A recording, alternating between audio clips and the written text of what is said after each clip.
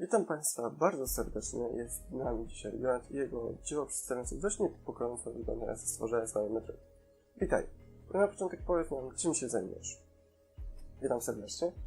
Nazywam się Joan i jestem początkowym grafikiem 3D, specjalizującym się w wirtualnym rzeźbieniu. Uwielbiam pracować z koncept artami z gier, a najlepiej z gier, na których się wychowałem. Grafika 3D z ciekawostki stała się moją pasją, której poświęcam obecnie po kilka godzin dziennie. Może opowiesz nam coś o swoim projekcie? Obecny projekt, nad którym pracowałem, jest stworzenie zwane Metroid. Jest to główny cel polowania kosmicznego łowcy nagród Samus Aran i pierwsze ich spotkanie mogliśmy już obserwować w roku 1986 na platformie Famicom Disk System. Koncept art, nad którym się głównie wzorowałem, przedstawia młodą postać larwalną swojego gatunku, którą próbujemy odzyskać w grze Super Metroid na platformie SNES z roku 1994.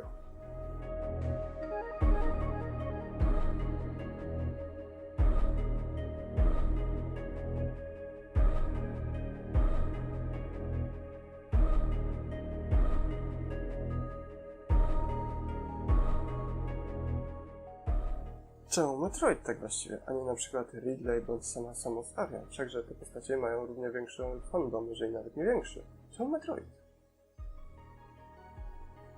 Cóż, Metroid to takie moje oczko w głowie i osobiste wyzwanie, które odkładam jako test swoich umiejętności. Darzę tę istotę szczególnym zainteresowaniem z kilku względów. Po pierwsze, jest to ikona gier Nintendo, która miała równi z Ganonem, The Legend of Zelda albo Sferą z uniwersum Mario.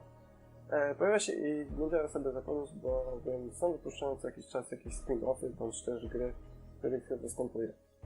Po drugie, Metroid jest moim zdaniem najlepiej wykreowanym stworzeniem w branży gier wideo jak do tej pory. Ze względu na to, że Metroidy dorobiły się nie tylko w ciekawej historii, ale także szczegółowej anatomii oraz opisu rozwoju, który zaczyna się od jaja, postać przez postać larwalną, 3 kolejne stadia rozwojowe i na końcu jest jeszcze 6, czyli królowa. Jak do tej pory jeszcze można były obserwowane podziały roztańczeń u pierworodniaków, co trochę jeszcze bardziej komplikuje całe zagadnienie. Ponadto przez lata gracze, i w sumie ja też, polowaliśmy na Metroidy i kosmicznych piratów, którzy chcieli ich użyć jako broni biologicznej, ze względu na ich agresywność, odporność i nie ukrywajmy dosyć przerażający wygląd. Wraz z grą Metroid Fusion dowiadujemy się natomiast, że Metroidy powstały jako twór inżynierii genetycznej przeprowadzony przez starożytną i zmarłą rasę Horda, których ruiny cywilizacji możemy znaleźć na kilku planetach. Stworzenie Metroidy natomiast, by zwalczyć jeszcze większe zagrożenie, określono mianem Pasożyta X.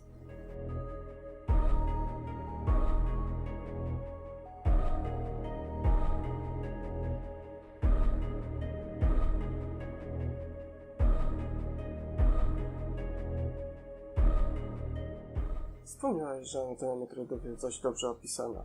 Pewnie było to bardzo pomocne przy pracy z modelem 3D. Możesz powiedzieć, co widzimy?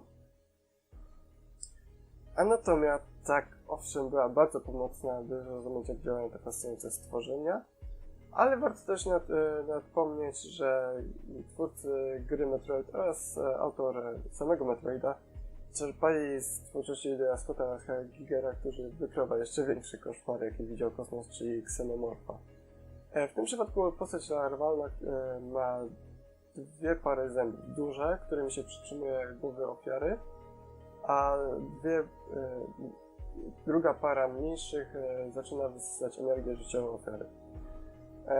U spodu można zobaczyć, bo kto doświadczył Metroida nie przeżył tego,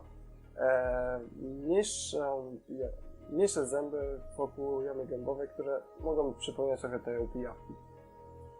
Drugim elementem, który się rzuca w oczy, jest na pewno tak zwany mózg, składający się prawdopodobnie z 3 zwojów nerwowych i odchodzących od nich połączeń, a raczej włókien nerwowych, czego i mechanizm oraz funkcja jest nie do końca jasna, choć podejrzewa się, że ma to związek z przemianą energii ofiary na energię Metroidów.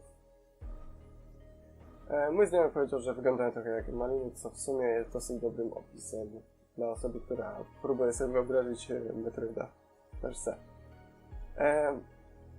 Mamy otoczonego Metroida jeszcze zieloną bądź też niebieską, zależnie od środowiska, membraną, która pełni funkcję ochronną i można domniemywać, że też sensoryczną. Metroidy nie posiadają ani organów wzrokowych, ani węchowych, a ofiary jakoś muszą wykrywać. Sama membrana składa się, jak podejrzewam, też z jakiegoś płynu, bowiem jedyną słabością udokumentowaną u Metroidów jest zimno i zwalcza się na przykład zanężając do temperatur bliskich zera, by wtedy przeprowadzić eksplozję albo coś na guście.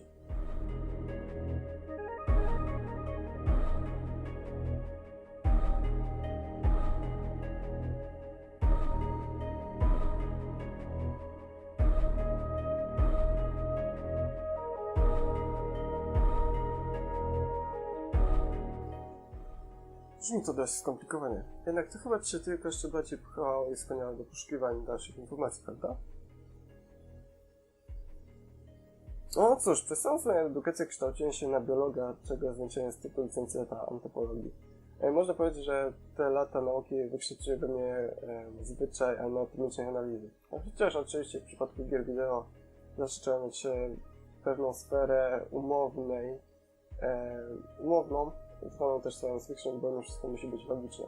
No, dla mnie DLI to dodatkowego pola manewru o artyście, który może przedstawić swoje, punkt widzenia bądź też teorię. Na przykład jak Metroidy pochłaniają energię życiową, pozostawiając ofiarę teoretycznie nienaruszoną do momentu, aż wysą w niej wszystko, co się da, zamieniając też ją w kubkę pyłu.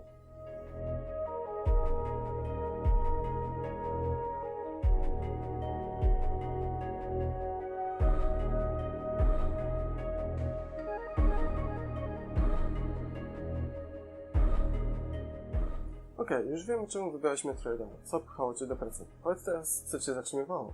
Co sprawiało Ci największe problemy? Samo rzeźbienie w ZBrush'u mam opanowane w stopniu satysfakcjonującym, jednak z każdym projektem staram się postawić troszeczkę jeszcze wyżej. W tym przypadku pierwszy raz skorzystałem z programu renderującego Keyshot, by wyrenderować swoją rzeźbę. I tutaj sporo problemów sprawiała mi przezroczystość galetowa tej membrany. Ponadto w grafice trójwymiarowej jest opcjonalny etap pracy zwany Multipath, który polega na, ogólnie powiedziawszy, na wygenerowaniu tego samego obiektu z różnymi pokrytym różnymi materiałami. Przez to uzyskujemy obraz z różnym oświetleniem. Ja użyłem Ambient Occlusion, Subsurface Scattering oraz różne warianty oświetlenia. Łącząc te warstwy, na przykład w Photoshopie, w moim przypadku uzyskałem kolorową wersję z dosyć dynamicznym oświetleniem, ponieważ mogę to jakoś tam regulować. Co jest na pewno większym ułatwieniem niż w grafice 2D standardowej, bo tam trzeba stworzyć, a raczej tworzymy obiekt z jednym oświetleniem i jeżeli chcemy coś zmienić, musimy o wiele więcej wymazać i wyretuszować. I przyznaję się, że do tej pory popełniałem błąd nie stosując tej procedury, bo efekty są o wiele lepsze niż standardowy czysty model 3D.